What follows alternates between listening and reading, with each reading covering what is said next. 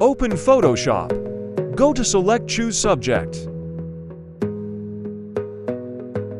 Ctrl plus J for duplicate. Go to Brush Tool, choose Mixer Brush Tool. Alt plus click on any place which you want to brush. Take a new layer.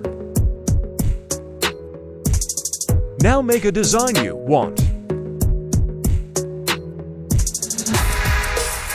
Go to the subject layer, right-click then choose Pixels. Click on the brush layer.